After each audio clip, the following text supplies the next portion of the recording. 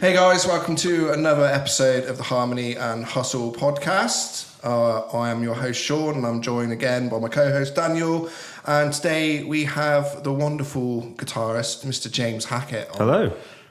How you doing? And mate, I'm really stoked about this because obviously we don't know. This is the first one we've done where we don't really know the guest at all, to be honest. So yeah, why don't you start by introducing yourself to us as well and the people listening? You know, like give us a brief rundown of what you do, your history, that kind of thing. Yeah, sure. So I've kind of always been into music. I started playing guitar when I was 8 years old. Have been playing guitar ever since. I had like brief moments where I played drums in bands and was the vocalist for bands, sort of, namely like around the local scene. The last band I was in before the one that I just left actually was I Defy. People might know that one. I've heard of them. I was also in The Argent Dawn for a little while, Eternal Lord for a little while. These are all bands I've heard over the years, like the names of. Long time ago. Not for a while, like 10 years. Like longer than that, but more like 15 or so years ago. I Defy, definitely. Yeah, but before The Argent Dawn was The Argent Dawn, it was called Dead Summer Rising. I played in Dead Summer Rising for a while. Prometheus was another one that I used to play in way back in the day. That was on drums, etc. It's not one of the best of the franchise for sure. But and then most recently I've been in a band called Our Hollow Home, which has kind of been what I've been doing for the past like sort of 2.5 years, which is now sadly ended. So yeah, I was just about to say that's the one that's no longer going. Yeah, you could say that. Other than that, I've been around sort of the music scene for a long time. I've helped like bands with recording in the past and things like that, and sort of met a lot of people in and around Swindon over the years, and are you quite well versed in like production and stuff then? I wouldn't say like crazy well versed. Like I get around. Your stuff sounds good. Thanks, man. I'm like, damn, well, that sounds better than my shit. Yeah, I don't think I'm like by any means like a professional at it, but like I've definitely like researched it and learned a few bits and bobs and things like that. But I wouldn't, if you're any kind of serious band, I wouldn't approach me for recording. Maybe if you want a demo or something like that, that's fine. Do you know what I mean? But there are better people out there for that. You know what I mean? But yeah. So how did you like first get into playing guitar then, like as a first point of call? So I went to a Catholic school in Stratton. It's called St. Catherine's. Yeah, I know that one. And Mr. Brown, the year 5 teacher at assemblies, used to do the hymns on an acoustic guitar and stuff, and we used to sing along. Oh, that's cool. Yeah, and back then I was like, I want to learn how to play guitar. So that's the first person we've had who's been like inspired by a teacher. Yeah, at school. Yeah. That's really cool. So my parents went to the school and said, like, can James do some guitar lessons, etc. And the school were doing them at the time, but they had just stopped at that moment because like kids can, you got to build up the calluses on your fingers. It hurts for a while, etc. Yeah. The kids couldn't get past like that a lot of the time, so they just decided to can it. So I actually just started like noodling myself and like kind of learning by myself and stuff, and was kind of on and off guitar for many, many years. And then from about, I want to say 13 or 14, I think that's when I was able to start like watching, tutorials or getting books. Do you remember Duck Sun and Pinker? Do you remember that shop? Yes, in the town? I do. Do you remember that one? Yeah. They used to have like guitar books and stuff where you could like learn to play like, I don't know, covers of whatever. It's just like picking up books like that and stuff and watching videos and things like that. And then when I saw Run to the Hills Iron Maiden music video on Kerrang in my mum and dad's living room. You're like, I'm going to start taking this seriously now. Kerrang started so many music careers. Yeah, I saw the dude rip that guitar solo, and I was like, I want to play that one day. And that's kind of how it all kind of began. Really, was just sort of from a very early age, I guess. I don't know. It's interesting, those books, that I remember those because they sold them on Holmes Music as well. Yeah. That's not really a thing anymore because people just learn from YouTube and that, I guess, now. Yeah. It's weird. That's how you used to learn shit. You'd go to the shop and buy those books and be like, oh, I want to find like an Iron Maiden one, and then learn all their songs. Yeah. It's crazy. That shop's a Subway now. Yeah. What is... Ducks and Pinker, yeah. Oh, that shop. Yeah. Oh, I remember that. Remember that? Like downstairs was all like pianos and stuff. You just unlocked a memory. Yeah, man, the one on the corner. Yeah. Oh, mate. Yeah, I remember you just going in there all the time. Good times. Because it was massive. I remember it was bigger than Holmes and Kempster's. Mm-hmm. That's crazy, mate. You just like unlocked a memory there. Yeah. What did you say about the people don't use the books and stuff anymore? was trying to be really strict recently. Obviously, I've always been into guitar, but I always get like times where I have a break, and at the moment, I'm like proper back into it again. So I'm like, right, I'm getting the books out, sit cross-legged on my bed, like is it Hal Leonard, like Hal Leonard books, learning scales and modes and shit, and yeah, I'm trying to bring the books back. Gives you a good foundation, I think. Yeah. All right. What was your like first band then? I guess so. You learned guitar. You got pretty proficient at it. Like, how did you first get into playing with other people? So my next door neighbour was like a member of like the Salvation Army and played like the trumpet. This is before like I knew anyone sort of thing. So we just made this like horrible band. Like we recorded. I had like like my dad had like a dictaphone. Yeah. And like in the garage, we would just like hit record on the dictaphone, just like sit it down somewhere and then just play the songs. And that was our like burn them onto a CD and like put them out and stuff. That was kind of like the first kind of, I guess, air quotes band that I was in. I think it was 3 of us. My mate Alex was on bass as well, and blah blah blah. But you were recording that stuff as well. That's what's cool about it. Yeah, so it's not just like jamming. Yeah, just with like a dictaphone. Like it sounds so cool. Terrible, but you know that's what it is. And then.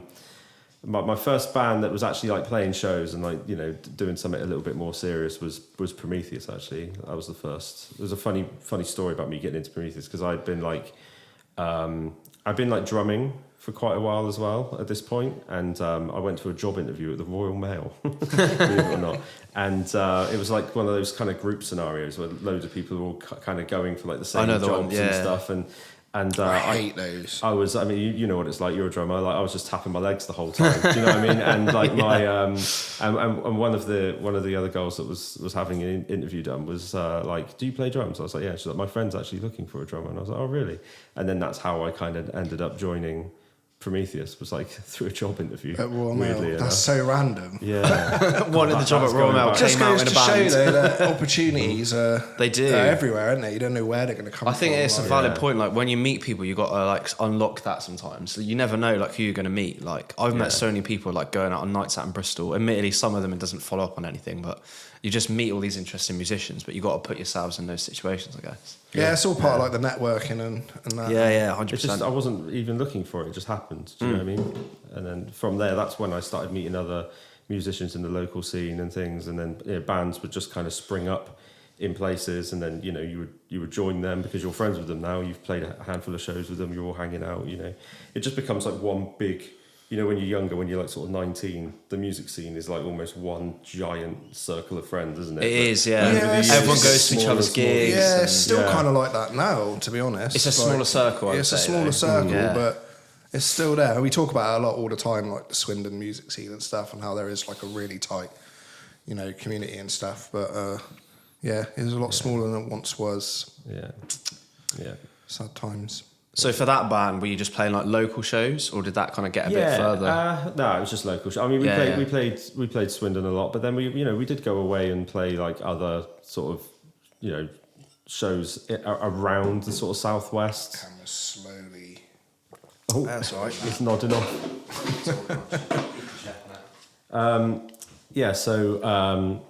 We played like a lot of C-list towns and small pubs and small clubs and C-list towns. Yeah, just like nothing crazy. You know, playing like the lower end of the scene. You know, like we played like a strip club and really. Yeah, that's an interesting one.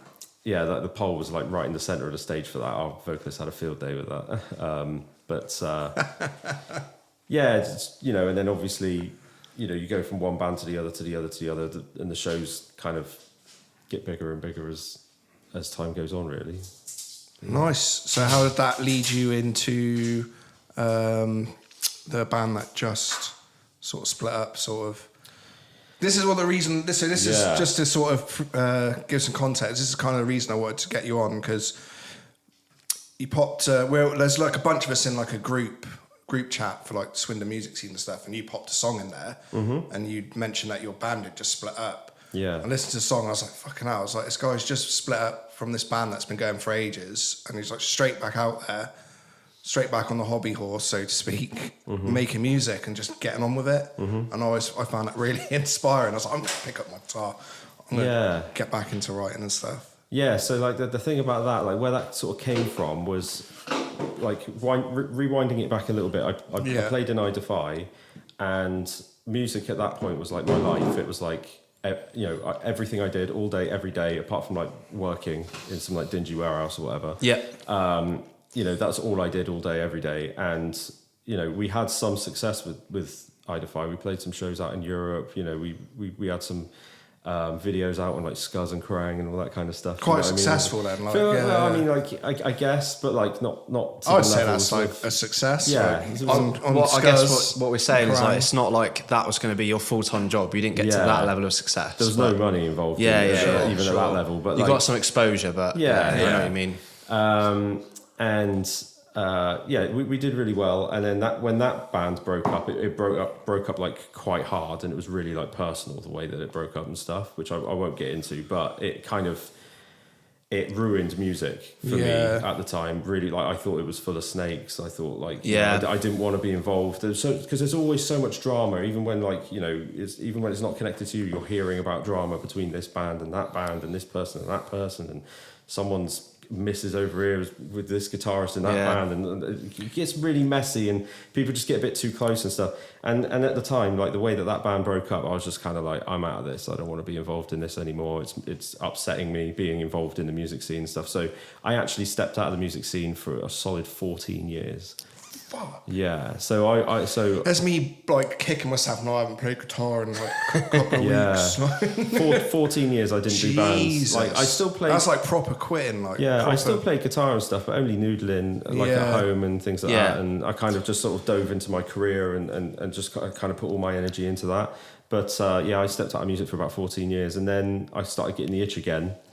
And actually started like messing around, writing a few bits and bobs. I had to like re-buy Logic because I'd like forgotten what my license fee was and all that kind of. So I had to buy it again. I think Apple forced you to at some point. If you had the old version with the discs, they were like, right, that's it. You have to buy it for your Apple ID now. So I started recording some bits and bobs and that, and I was actually speaking to a buddy of mine, Kane, who's in the band Tyrants. Shout out Tyrants. Yes, they're really good. I've seen them. They are. They're sick. And you know, we started messing around, and then like before that could get anywhere near off the ground, I sent a few songs to Toby from Our Hollow Home, and was basically like, "Hey, do you want to sing on these? Because you're the only person I know that's got like a half decent singing voice." Yeah, because that's you singing on those demos. Is that right? The ones I've been seeing. That's not Toby, but yeah. Is it you? It's not me either. But we'll get onto that in a minute. Okay, sorry, I'm jumping ahead. But like, he. I approached him. I said, "Will you sing on these demos just so that I can?" like put these songs out for like auditions and blah blah blah blah blah, you know what I mean? And then he messaged me back just saying, "This comes at a really interesting time." And I was like, "Why is that?" And at the time, like 4 of the members had all left, so he was the only member left, and he told me that, and I was shocked because I'd been like a sort of a Hollow fan for such a long time. Because back when this is how long Our Hollow had been a band for.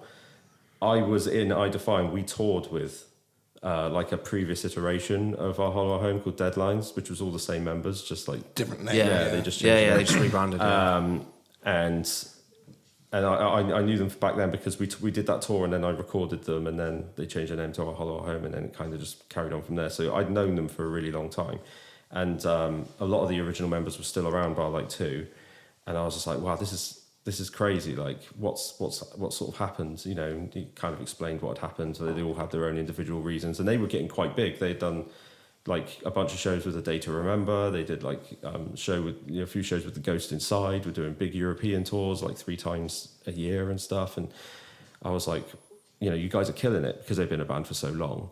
And he said, you know, do you want to join? And I was like, yes. Hell yeah. So that's when I kind of stepped back into music again, and things were going like super well. And it kind of felt like the real me had come back, if that made sense. Do you know what I mean? Which was amazing. And then as time kind of went on in Hollow, things that seemed amazing weren't actually all that amazing. It turned out that this guy was not very nice. And it got to a point where we kind of found out that there was some shady stuff going on with money, and we found out that, you know, people were being treated really poorly. And, you know, it was actually me first. I decided to step away from the band. And that band was signed at this point. Yeah, to right? Rising Empire.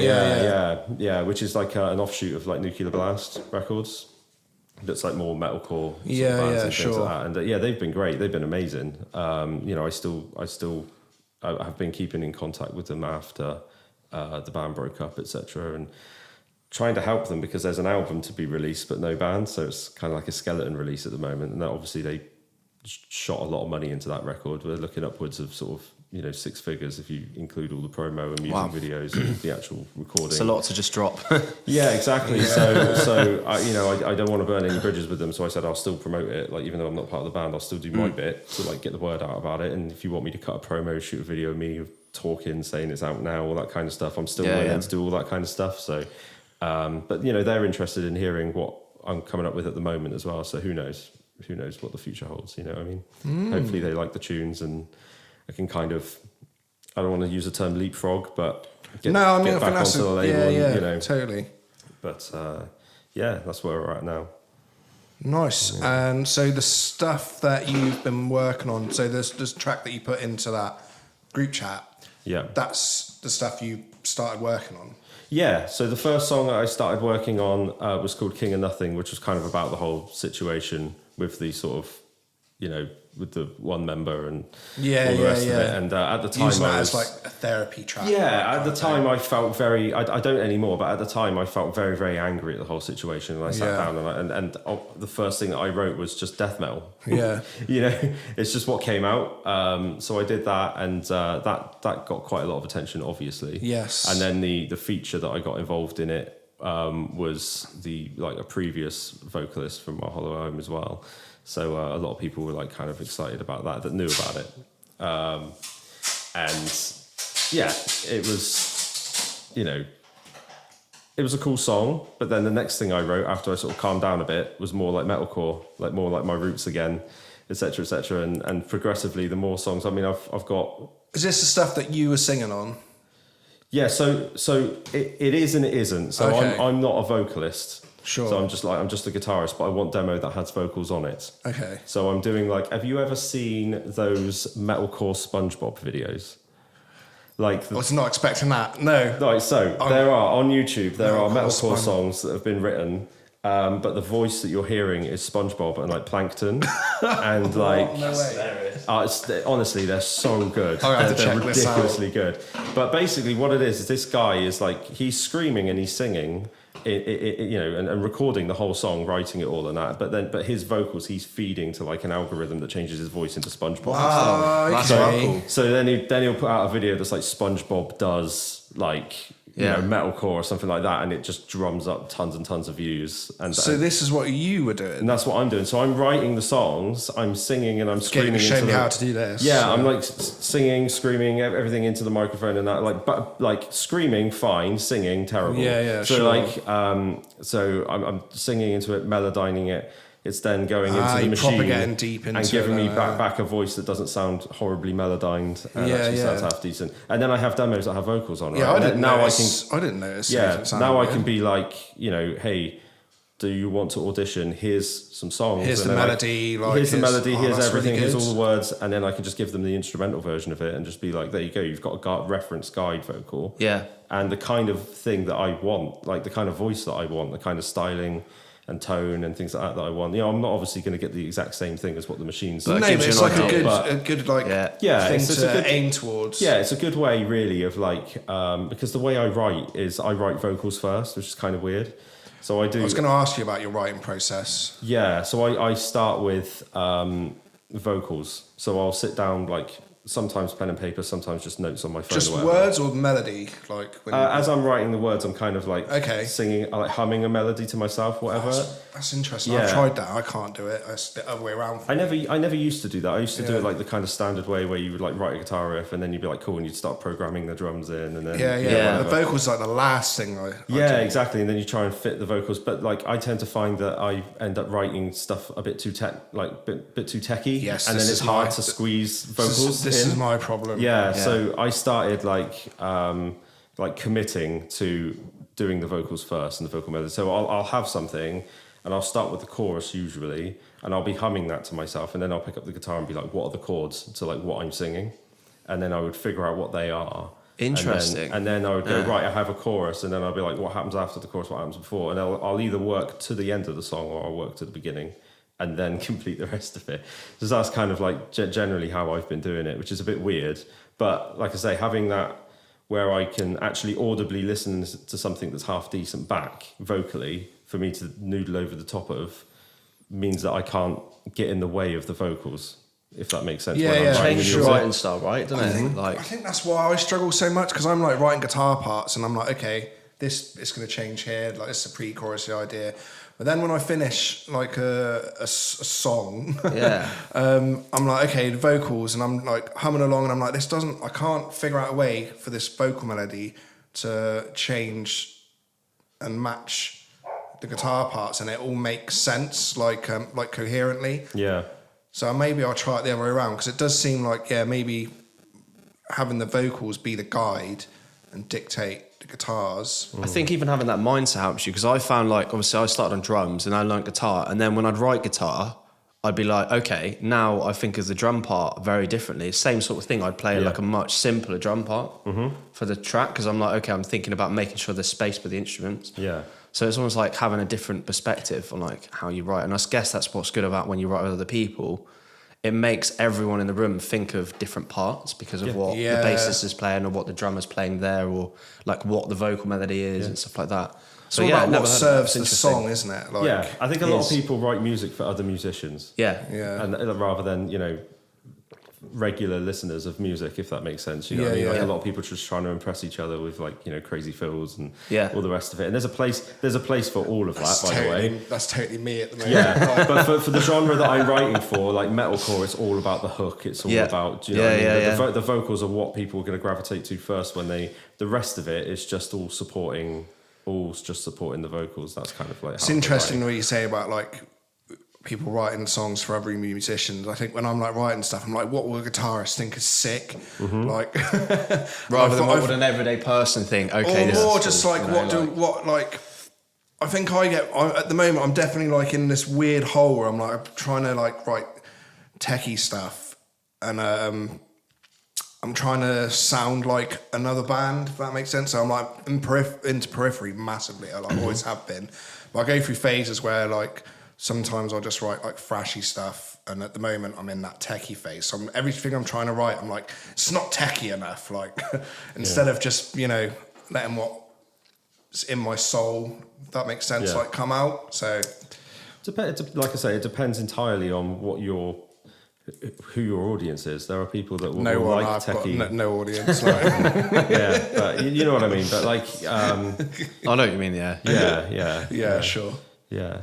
It's like if you dissect like Bad Omens, for example, or like even the Ghost Inside. The Ghost Inside are a relatively heavier band, but they're not playing anything remotely technical. No, in the slightest, But then saying that, I do like Periphery.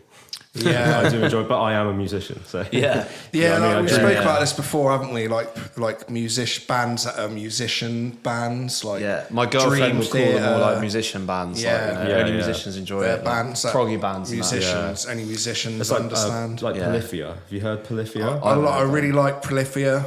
I also hate them because I'm like, how do you do that? Like, yeah, I know, but no vocals, right? There's no Which vocals, makes it almost unlistenable to me. Do you know what I mean? Like, it's crazy. You know, it's what like I mean? hardcore, like elevator music. Like, it's insane.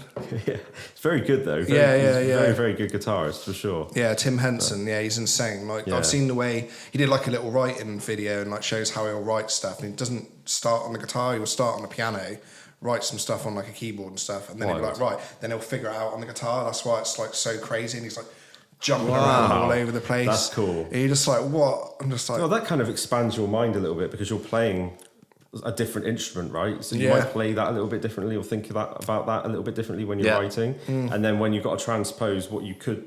Like, I mean, on a piano, you could be out like this with your hands. On the guitar, do you know what I mean? Like, I'll have to send you the video if I find it. It was really interesting. I was like, what the fuck? Like, all these old... I think Goat's one of them. Like, he started writing that on the piano, and you hear him playing it on this YouTube channel, like on the piano, and then him moving it over to the guitar, and you're just like, what the fuck? That's crazy. Wild. Yeah, it's insane. Wild. Very talented. Yeah, I'd like to see him live. It'd be really interesting. But again, it's a musician's band. Yeah, for sure. There's people out there that like techie music, but yeah, I think there's a lot more people that just want to listen to a hook, listen to a decent song. Definitely. And keeping it basic, intro, verse, chorus, bridge, outro. Do you know what I mean? I think the key is getting a balance of like fitting that, like what everyone would enjoy, an audience, and then also like injecting what you like to play and like trying to get a balance between the two. That's like really, all the bands I love are like get that mix, like really a nice place, Yeah. Yeah, sort of as time's gone on, I've been a little bit like less precious about like what I'm playing and stuff, and just being more a part of the band. If that makes sense. Yeah, 100%. But when you're in a larger band, the playing element of it is the smallest part of it, because actually you're like having to cut promos for X, Y, and Z. You've got to do TikTok and Instagram. It is, especially now. Musicians got to do everything now. So and then obviously.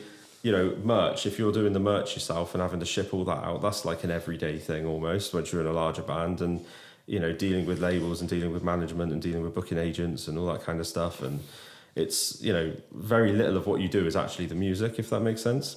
So, touring is crazy, it's the van rental, and then you got to get crew together as well when you're a larger band, because you might have like more stuff going on. You might have like lights and like a dedicated sound guy and like a rig and all that kind of stuff. You can't manage all that yourself. You can't manage all that yourself. No, you need to have like more people around you. So like organising all of that, even things like since Brexit, you've got to have like this thing called a carnet now. Yeah, like documents for all your gear and stuff. Yeah. And just like, if you don't know what one of those is, the first time it happens, it's so mind-blowingly complicated. You know what I mean? I think like the everyday like listener goes. People who go to see bands don't necessarily realise that all that stuff goes on and all the work that you put in. That's not just here's songs that just spontaneously come out. Like there's all these like factors of like years of practice playing guitar, and then all the organisation, like you said, of renting something as simple as renting out a van and like could be quite complicated. But like for me, like it's almost like you don't have that much time to really get too precious about like are you being able to show off on guitar by playing something crazy techie in front of loads of people and all that kind of stuff. For me, like when I'm playing a show, like a festival, for example, or something like bigger, I hate the techier riffs, because I'm like, I'm tired. I can't screw this up in front of all these people. I'd much rather just be like jamming chords and like throwing my guitar around and stuff. Because that's another thing, is like the performance. Like if you're playing something that's really more technical to play, it's much harder to perform. You're a lot more rigid. Yeah, agreed. In like in a metal band and stuff, you want to be throwing the guitar around and I think with any style of music, really, just to play with that amount of energy. And I find the same, even just playing shows like locally, when I've got to lug my whole drum kit and set all that up, like lug all the equipment, set everything up. It's like I'm already tired by the time I'm starting to play. Yeah. Like if I have to play something super complicated, it's just not going to come out well. Yeah. I'd rather play something simple and like execute it like really with like a good performance. Yeah. Just a solid hook that you can like hear a crowd sing back. It's a very humbling conversation. I'm slowly getting smaller and smaller. I'm going to go home and reevaluate my ego. Dude, it's fine. Honestly, these are just things that you'll learn these things as man, no, totally. This is all really great stuff. It's like like I say, it's my view on it, but it's not everybody's view on it. Do you know what I mean? So like the stuff I'm writing at the moment is a lot more simple. It's a lot more straightforward. It's a lot more. But it's catchy though. Like this is why I liked it. So I was like, this is catchy. I was like, this is like really good. Like I really like. No, man, not at all. Like it was really great stuff. Like. Yeah, that's like hooks is like the main thing that I've been focusing on. Like on the notes on my phone, I just have like 2 A4 sides of just like turns of phrases that people use in conversations that would make good like vocal drops and things like that. Just like I say, I've put the vocals on a pedestal, and then everything else is just kind of secondary at the moment. But it's working out all right. Yeah, man, it sounds like really good stuff. I just have to find people. Yeah, well, because I noticed you were doing auditions and stuff, and I was like, I was like, maybe I'll audition. And then I was like, I noticed you playing like drop G on 7 strings, and I was like, yeah. But that's changed. Never played drop G. The more I've been writing, the higher the tunings have gone. Really? Yeah, because like from a music production, it's amazing how you can, because of all the low end, like. From a music production standpoint, like if you're gonna, I'm like drop C sharp, dude. Like honestly, like if you're gonna do like drop E, like a whole octave down, and actually just play a bass guitar effectively. Yeah. That bass guitar in drop E is like 12 hertz. It's like just not audible. It's just not audible. So now you have to play like a standard bass. Do you know what I mean? The low end's all screwed up, and you end up having to throw like loads of synthetic bass in there and stuff to give you the illusion that there's a low end in the song and stuff. And it just doesn't make any sense. And live, it's just mush. Yeah. As well. You know what I mean? So I've kind of, the last one I wrote is actually an A sharp, which is still low. Still low. I remember back in the day when drop A was like the lowest. The lowest, yeah. Yeah, like Architects, I think, playing like drop A or A sharp. And also, I think, and this is going to be controversial, but I'm just going to say it anyway. I like this. I think that people just use extreme low tunings to hide shitty songwriting. Okay. Yeah, because it sounds cool, right? Yeah. To be in low tuning, so you just get away with so much more. Yeah. Just single string stuff and blah, There's blah, been blah. there's been so many bands that I've seen recently where the tunings are like super low, and I'm like, I can see they're doing a lot. Do you need it to be that low as well? I can't hear Like, what it is. There's so many metalcore bands. It's just Yeah. There's so many metalcore bands, and to be fair, Hollow was one of them. By the way, I can't take credit for much of the songwriting because we weren't really allowed. But like, if you just tune up our Hollow at Home, it just sounds like Parkway Drive. Yeah. It's just Do Parkway Drive they and drop play G. in standard? What Parkway Drive? What do they B. play in? A lot of stuff is in B. Okay. Some stuff's in A, I think. But like the Boneyards era and stuff, I remember that being in B. There's one band I was listening to recently, and I found out all their songs are in standard tuning, and it blew my mind. I can't remember what the hell it was now. But yeah, they were quite heavy. I was like, this is well heavy. I was like, what? I was like, this is in standard tuning. Yeah, you don't have to be. No. You don't have to tune low to be heavy or whatever. But like Silosis, for example, prime example. I love Silosis. I think they're standard or they're E flat or something. Yeah. But yeah. It's absolutely mad because I'm in drop C and drop C sharp. Well, I've got loads of guitars, different tunings, but I tend to go for drop C sharp. I think my main guitar's in. And I realised there's not really much point because I don't have a singer or anything. So I could do anything I'm writing in drop C or C sharp, I can do in drop D or, Yeah. So yeah, it's interesting, but you get that bigger low end. Yeah, for sure. So for sure, it becomes counterintuitive to be tuning so low at a certain point. For sure, I'd say G sharp is probably the lowest you should probably ever go from a music production standpoint. G sharp. After that, it starts to, like my producer, this guy named Sky Van Hoff. He's worked with like Rammstein. He's worked with like loads of giant bands and stuff. And we used to make memes about him and send it to him all the time because we just made a song in like one of the songs on the album's in like double drop D. And we used to just make memes about like him like having to buy like a 40 string bass, But I'm trying to keep him happy as much as I can, and at the end of the day you'll get a better sounding product out of it if you just tune it up. Yeah. You know what I mean? Yeah, 100%. Is what it is. Wow. So I just want to take it back to, you had such a big break from music. Yeah. I feel like a lot of people like our kind of age kind of just give up, like they have a break and then they're like, I can't be bothered to do music anymore. Like what made you want to like get back into it, and how did you like go about it? Like, I always wanted to do it. I just never felt like I could, if that makes sense. Yeah. It's kind of like I'm in this stage at the moment, Because a lot of people feel like that, I think, at our sort of age. Because I felt in the last band I was in before I had that big break, I felt like I had like like a really good team of musicians around me and stuff. And as time went on, a lot of people sort of grew up in the scene and had kids and got married and things like that, myself included. And when they're also no longer doing music, and then you've got all these new kids coming onto the scene, and I don't know who any of them are.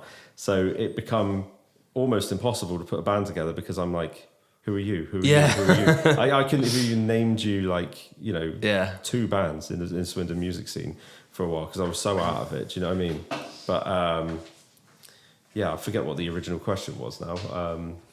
But there's going to be a lot of shaking in this episode, guys. Do apologise. All our gear is breaking. It's the Ghetto Podcast.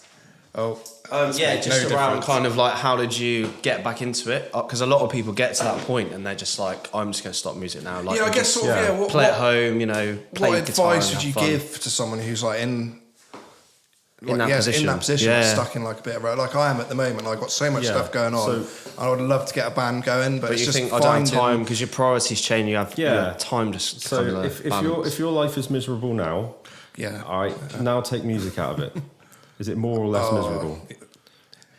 I like that. Damn. Yeah. So like I've honestly I've had to have that conversation with so many people in the past, like including the band that I just left. Yeah.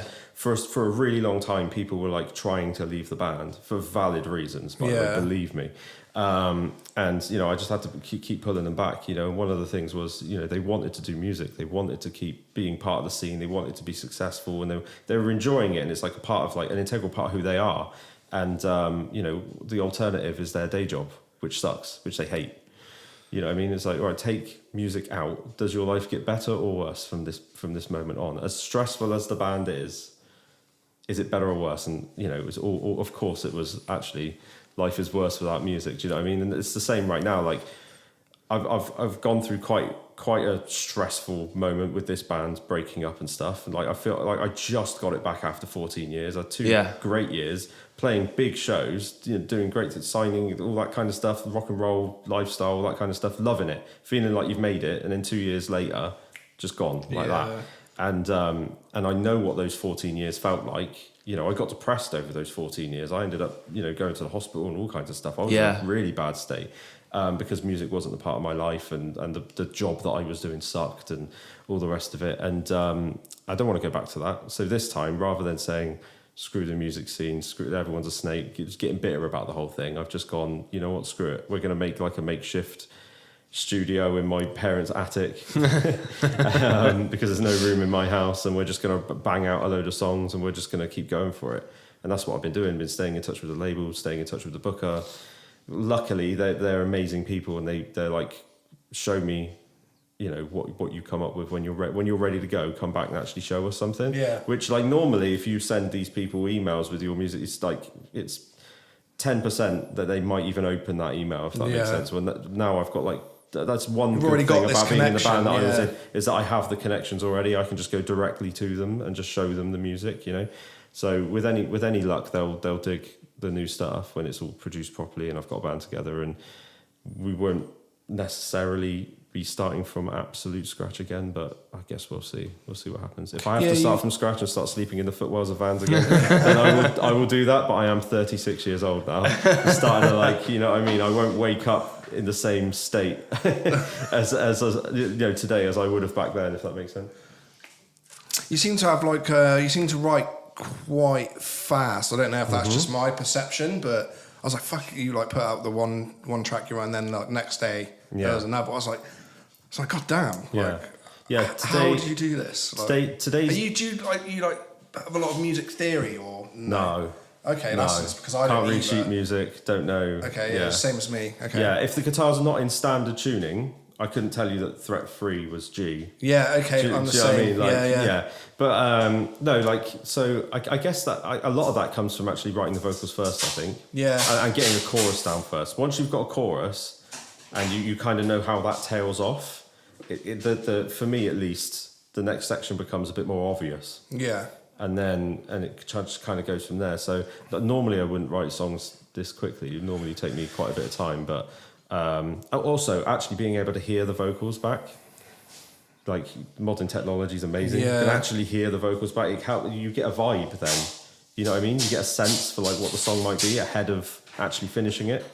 So a lot of the time these songs kind of write themselves in a way. But, I mean, you guys probably know from writing songs, sometimes you write a song, it takes like a week to get it down, and it's been like a real slog to finish it. Yeah. Other times you'll write a song in 3 hours. Yeah. And it's the ones that you write like super quick that are generally like your favourite ones, if that makes sense.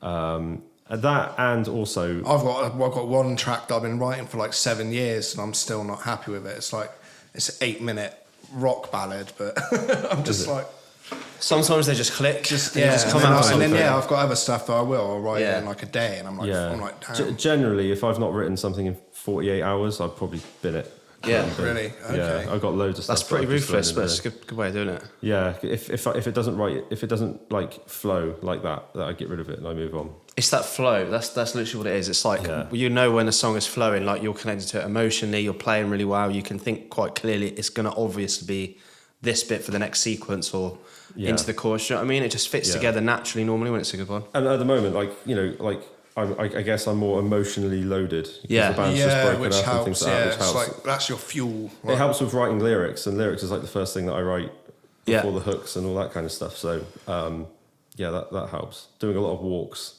I've been going on a lot of walks, sitting in parks, stuff like that, changing the scenery, going out at night when it's dark and stuff, and writing, and like, I don't know, just anything I can do to kind of like trick my brain into coming up with ideas, you know. But pretty much I don't really know how the songs are coming out so quickly, but they are, which is good. Yeah, I'm like halfway through the 8th one now. Today is day. This is what I mean. Like, today's day 19 of me writing. That's good. Yeah, and then you've got 8 tracks in the bag. 8 tracks, almost. But I just wouldn't necessarily say that they all sound like they should be made by the same band, if that makes sense. Like some of them wouldn't be on the same. Like one of them's like a death metal track, and then some of them are ballads. It's just kind of, I don't know, been on a bit of an emotional roller coaster. Do you know what I mean? So the songs have been. You're just like get it out kind of thing. Yeah, makes sense. I've probably got maybe 4 that I think could probably play after each other on the same record at the moment of the 8. But I've got like 2 ballads. You wouldn't put, like, especially on an EP or something, you wouldn't put 2 ballads on one EP. That would be silly. But yeah. Wow. No, that's like I said, like, it's super inspiring to see someone like. Obviously, it's not nice to see someone, you know, going through a struggle, but it's just super inspiring that you're able to just get straight back out there and just continue writing and use that as fuel to. Yeah, part of it is that I'm 36 years old now, and it takes a good 10 years for a band to get sort of any kind of notoriety and stuff. And 46 just sounds like end game when it comes to like music career. Do you know what I mean? So like, Steel Panther in their like 50s when they AC/DC now, bloody hell, they're getting on, aren't they? Yeah, but I mean, these guys have been famous forever. But like, like, you know, it definitely feels like the clock's ticking. So yeah, I can relate to that for sure. This definitely feels like probably the last chance I'm going to get at doing something from the ground up without an opportunity coming from like another band where I can just join that are already big. You know what I mean? Kind of similar situation that I had with Hollow. Do you know what I mean? So at the moment there are no offers like that, so I'm just gunning for it with this new project. And where are you at with like other members at the moment? Like, you noticed you're doing auditions and stuff. Is that still the ongoing process? It's still an ongoing process. It's not been my priority. I had like between me and like the singer from Hollow, who's kind of jumping on this journey with me. I think between us we had about 200 auditions, something like that, for the various. Jesus. Yeah, so like getting through them was a bit of a task, but it was kind of getting in the way of writing. Yeah. The thing is the auditions will still be there in a couple of weeks' time, but my like inspiration and writing and ideas and stuff will not still be there. You have to take that in the moment. I've been focusing mostly on songwriting, getting the ideas down, and occasionally checking out the auditions and stuff and like chipping away at them rather than just kind of. Because I know what I'm like. Once I start sinking myself into the auditions thing, that will be all I'm doing for like a week straight.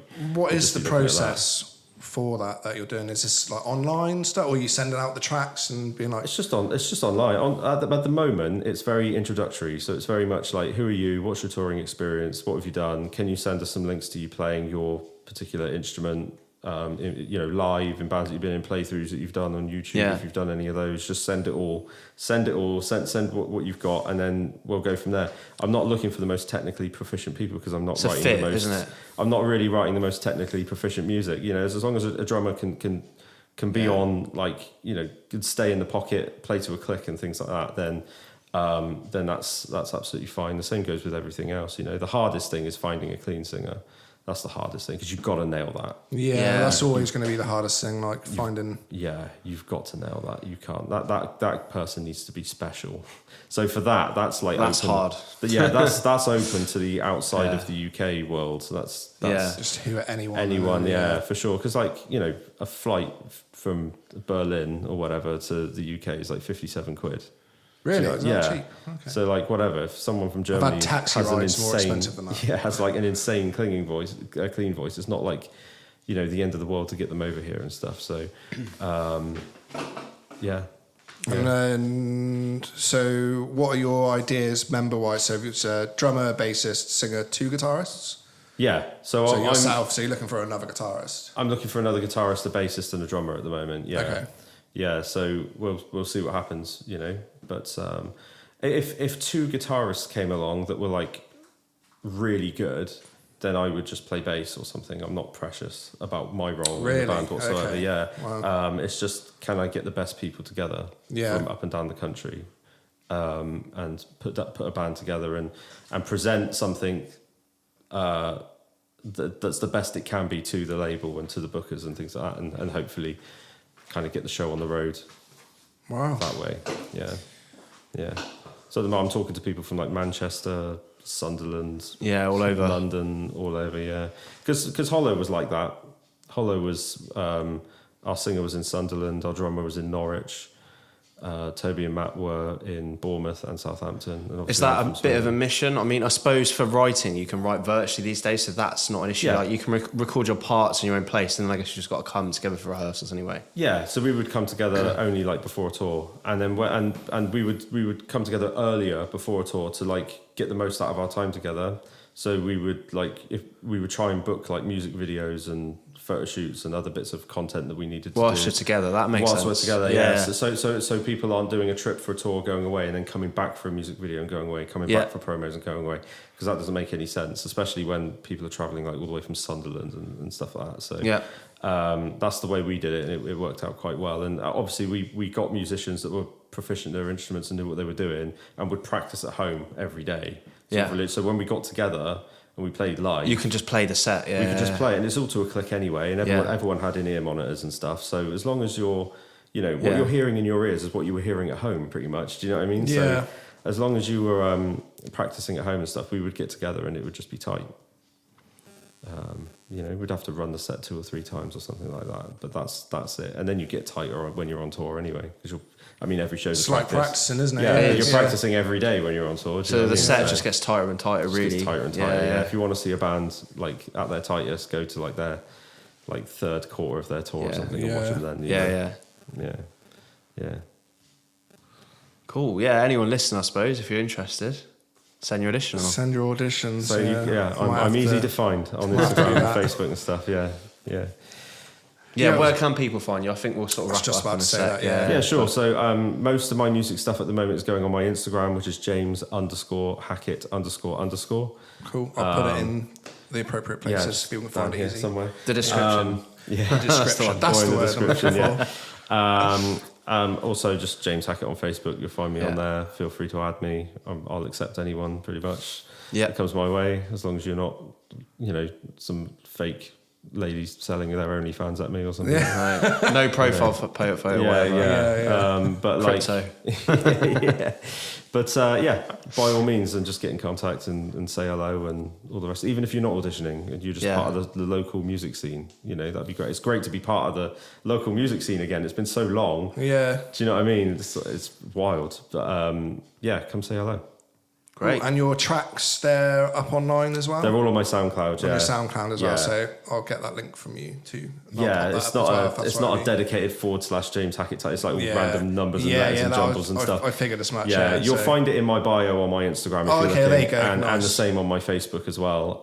But we can just throw it in the description or something. It makes it easier for everyone. Yeah, for sure.